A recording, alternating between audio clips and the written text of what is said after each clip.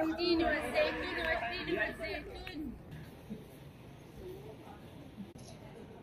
ہیں وہ گلیاں۔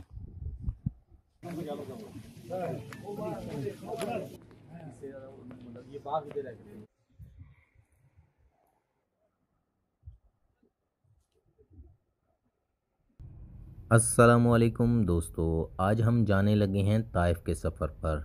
طائف مکہ سے تقریباً 90 کلومیٹر کے فاصلے پر واقع ہے اور اس پر ہم نے ٹیکسی پر جانے کا فیصلہ کیا۔ ٹیکسیوں والوں نے کسی بندے نے ہم سے فی بندہ 100 ریال کا مطالبہ کیا، کسی نے اس سے تھوڑے سے کم۔ اس گاڑی والے نے ہم سے 400 ریال لیا آنے جانے کا۔ ہم نے سفر تقریباً 8 بجے سٹارٹ کیا تھا۔ رستے کے اندر ام القریٰ یونیورسٹی اور مینا گزرتا ہے۔ آگے چیک پوسٹ آئی اور اس بھائی نے بتایا کہ ہم نے وہ اوپر پہاڑی کے اوپر جانا ہے، جہاں پر یہ موسم جیسے جیسے اوپر جا رہے تھے موسم ٹھنڈے سے ٹھنڈا ہوتا جا رہا تھا۔ طائف ایک ٹھنڈا شہر ہے اور بہت ہی خوبصورت شہر ہے۔ اسے مکہ کا گارڈن آف مکہ بھی کہا جاتا ہے۔ یہ کوئی اور چیز نہیں تھی بلکہ یہ ٹاور تھے جو بڑے اچھے انداز میں بنائے گئے ہیں۔ سب سے پہلے ہم حضرت عبداللہ بن عباس رضی اللہ عنہ کی جو مسجد ہے اس کی طرف ہمیں لے کر جایا گیا۔ گاڑی ہم نے پارکنگ میں کھڑی کی اور حضرت عبداللہ بن عباس کی مسجد کے باہر جب ہم گئے تو وہاں کے بہت زیادہ پھل بیچنے والے کھڑے تھے، جہاں انگور، سیب اور مختلف چیزیں جو بکتی ہیں جیسے کہ اولیو اور تین یہاں بہت زیادہ عام ہے۔ مسجد کافی بڑی بنی ہوئی ہے اور اس کے ساتھ یہ لیفٹ سائڈ کے اوپر حضرت عبداللہ بن عباس جو نبی کریم صلی اللہ علیہ وسلم اور حضرت علی کرم اللہ وجہ الکریم کے کزن ہیں، اور یعنی کہ حضرت عباس کے بیٹے تھے۔ یہ آپ ادھر تشریف لے آئے تھے، آپ نے یہیں پر اپنی زندگی گزاری۔ ان کی قبر جو ہے نا 4 دیواری بنا کر بند ہے، لیکن اس کا اندر کی طرف سے رستہ ہے لیکن وہ کھلا ہوا نہیں تھا اور نہ ہی ہمیں جانے دیا گیا۔ یہ عورتوں کا تھا۔ میں جانے لگا تو پیچھے سے وہ بنگالی نے آواز دی کہ بھائی آپ نہیں جا سکتے، واپس آ جائیں۔ تو ہم مسجد کی طرف چلے گئے۔ مسجد میں ہم نے نوافل ادا کرنے کے لیے، مسجد کافی خوبصورت بنی ہوئی ہے اور کافی اچھی بنی ہوئی ہے۔ حضرت عبداللہ بن عباس رضی اللہ عنہ کو مفسر قرآن کہا جاتا ہے، کیونکہ قرآن پاک کی جو تفسیر انہوں نے بیان کی ہے وہ کسی اور نے نہیں بیان کی، کیونکہ وہ نبی کریم صلی اللہ علیہ وسلم کے ساتھ رہتے تھے۔ آپ صلی اللہ علیہ وسلم نے انہیں بہت زیادہ دعائیں بھی دی ہیں، جس کی وجہ سے وہ قرآن پاک کو بہت اچھے سے یعنی کہ اس کی تفسیر بیان کرتے ہیں۔ الحمدللہ ہم نے بھی یہاں پر 2 رکعت نوافل ادا کیے اور پھر ہم ان کی جو مکتبہ ہے اس کی طرف جانے کے لیے نکلے۔ مکتبہ ان کے ساتھ ہی بنا ہوا ہے جہاں پر قرآن پاک، کتابیں اور مختلف جو تاریخ اسلام ہے اس کے بارے میں بہت زیادہ معلومات ملتی ہیں۔ یہاں پر بہت زیادہ لوگ آئے ہوئے تھے، خاص طور پر جو دوسرے ممالک کے ہوتے ہیں وہ ان جگہوں کا ضرور وزٹ کرتے ہیں۔ یہ وہ مساجد ہیں جہاں پر ہمارے نبی صلی اللہ علیہ وسلم نے نمازیں پڑھیں، اور یہ وہ جگہ ہیں جہاں پر ہمارے نبی صلی اللہ علیہ وسلم نے غزوات میں حصہ لیا۔ اسی طرح ہمارے نبی صلی اللہ علیہ وسلم کا جو ہجرت کا راستہ تھا یہ اس کی تھی کہ ہمارے نبی صلی اللہ علیہ وسلم نے کیسے ہجرت کی اور کس کس راستے سے گزرے۔ یہاں کی جو سب سے بڑی بات تھی وہ قرآن پاک کے وہ نسخے تھے جو پتھروں پر لکھے ہوئے تھے، جسے دیکھنے کے لیے ہم نے بھی کافی سفر کیا، اور یہ آپ کو بھی ضرور آنا چاہیے۔ اور دیکھ کر پتہ چلتا ہے کہ جو ہمارے پاس آج کتابی شکل میں قرآن پاک ہے، صحابہ کرام رضوان اللہ اجمعین کو وہ پتھروں پر لکھنا پڑتا تھا۔ کسی صحابی کے پاس ایک آیت تھی، کسی کے پاس ایک سورت تھی، پتھروں پر، پتوں پر اور چمڑے کے وہ جو بنے ہوتے ہیں اس کے اوپر بھی اس طرح سے آیات لکھی ہوئی تھیں، اور کئی میں نے دیکھی ہیں کہ ان کے اوپر جو ہمارے ہاں یہ زبر زیر لگی ہوتی ہے وہ نہیں تھی۔ یہ وہ قرآن پاک ہے جو حضرت عبداللہ بن عباس رضی اللہ عنہ نے اس کی تفسیر بیان کی، اور یہ مختلف نسخے ہیں جو تاریخ اسلام میں کے بارے میں ہمیں جاننے کو ملتا ہے۔ یہ اتنے بڑے بڑے پتھر دیکھ کر پتہ چلتا ہے کہ صحابہ کرام رضوان اللہ اجمعین نے کیسے ہم تک دین پہنچایا۔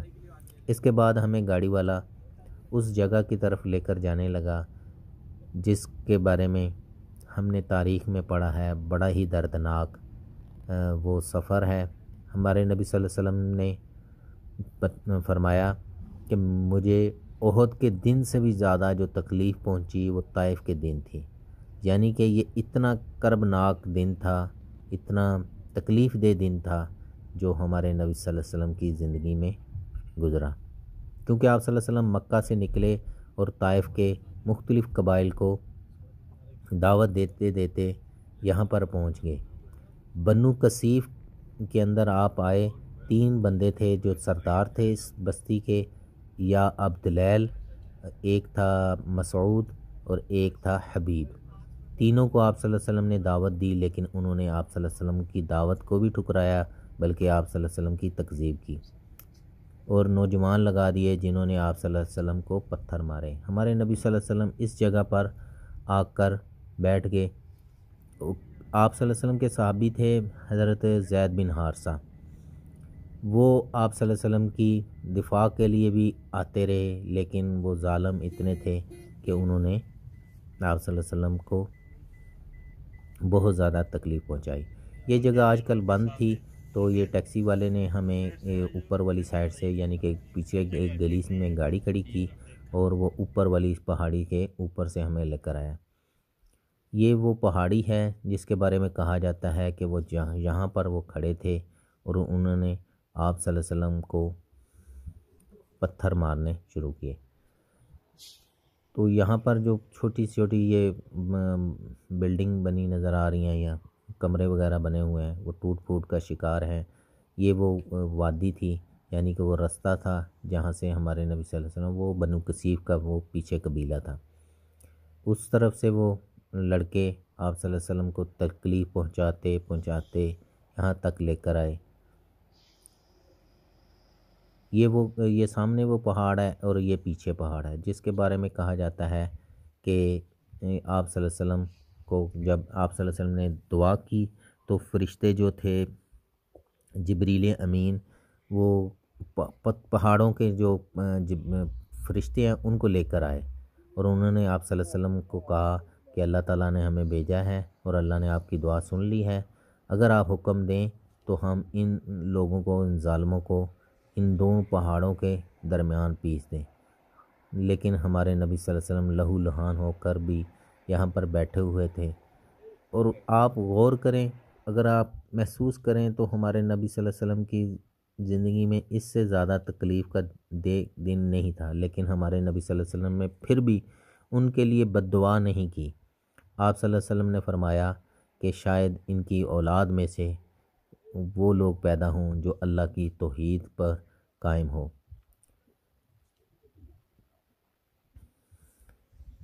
ان 2 پہاڑوں کے بارے میں کہا جاتا ہے کہ شاید وہ جگہ ہے جن کے بارے میں فرشتوں نے کہا تھا کہ ہم ان کو مسل دیں، چٹنی بنا دیں گے آپ اگر حکم دیں۔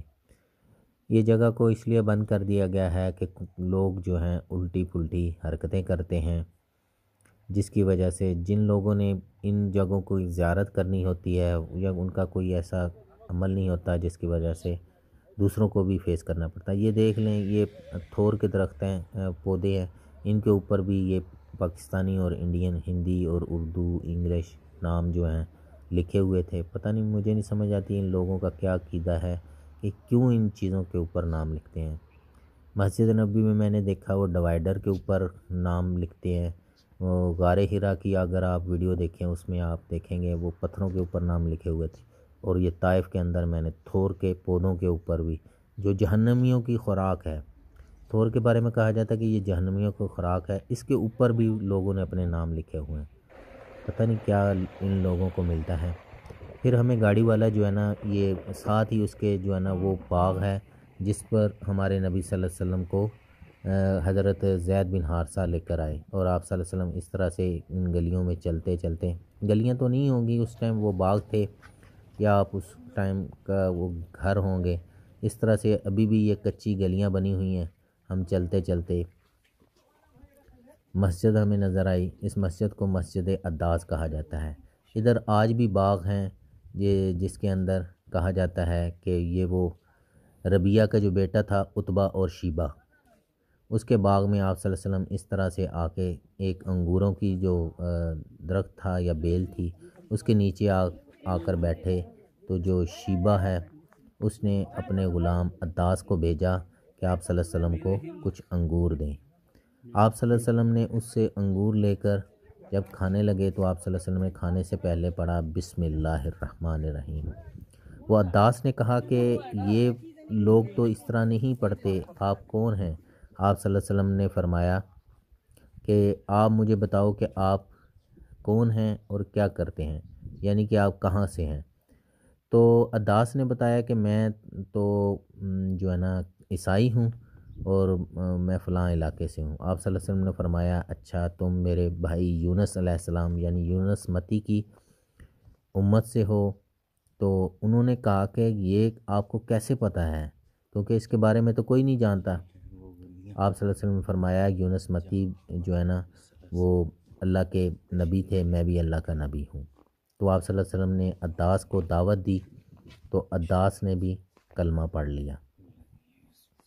یہ وہ پہاڑیاں جو ان کے پیچھے ہیں، تو ادھر سے اگر آپ غور کریں تو اس کو آگ لگی ہوئی ہے، شاید کسی دور میں لگ گئی ہوگی، تو یہ آثار باقی ہیں جو پرانی بلڈنگ تھیں، اس کو کسی ٹائم میں آگ لگ گئی ہوگی۔ ان گلیوں میں گھومتے ہوئے دیکھتے ہوئے بندے کی نا حالت عجیب ہوتی ہے جو بیان نہیں کی جا سکتی۔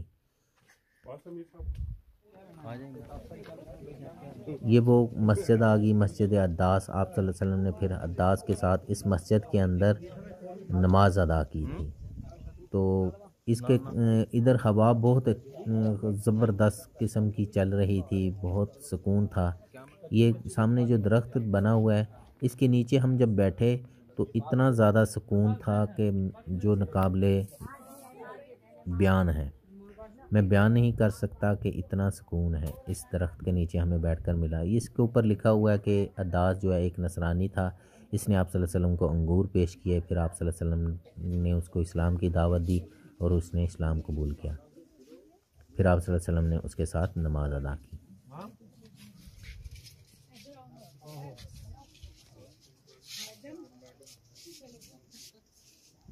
پپیتا، شہتوت، کھجور،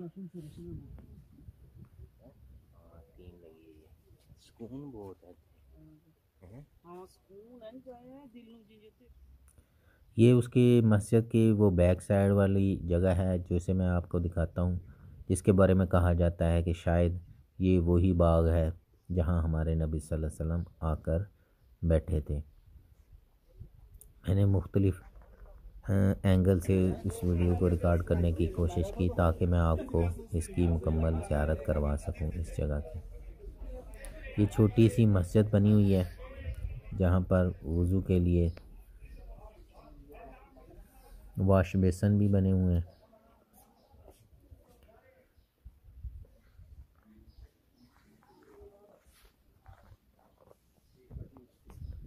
ہم نے بھی الحمدللہ مسجد کے اندر نوافل ادا کیے اور دعائیں کی۔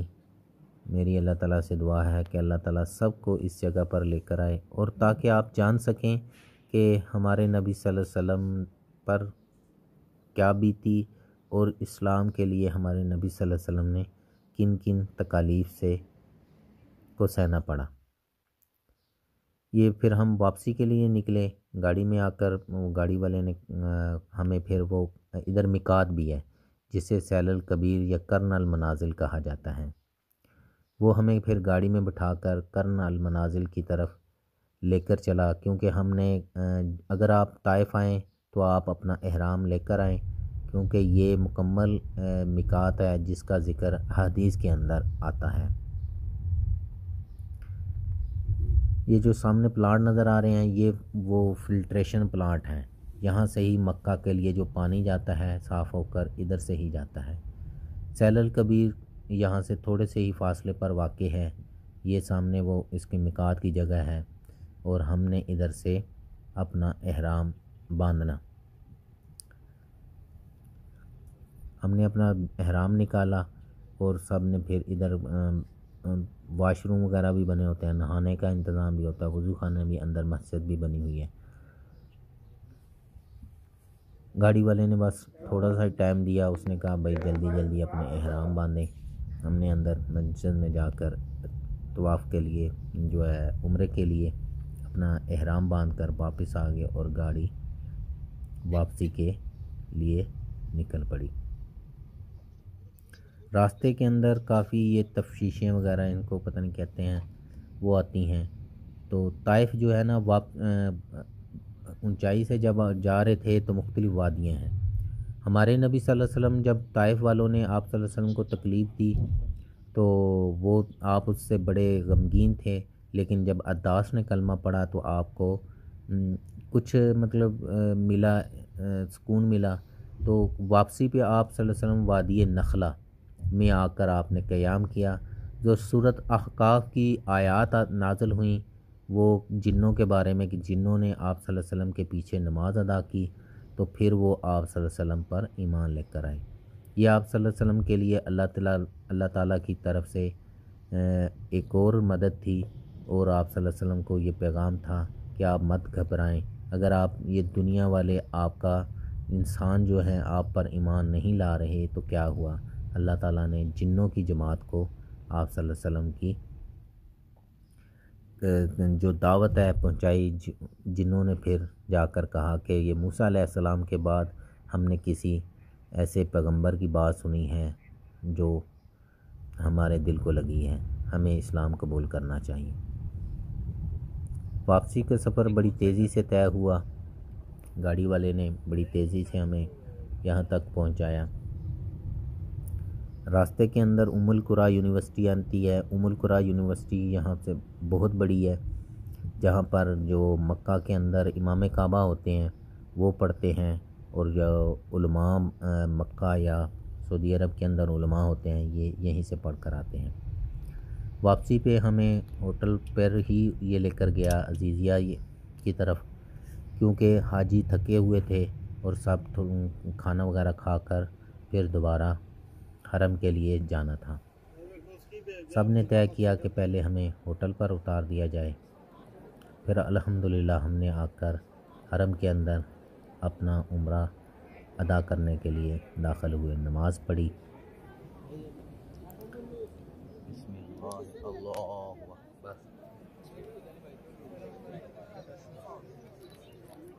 میری اللہ تعالیٰ سے دعا ہے اللہ تعالیٰ یہ منظر آپ کو بھی دکھائے، اللہ تعالیٰ آپ کو بھی حج بیت اللہ کی سعادت نصیب فرمائے، آمین یا رب العالمین۔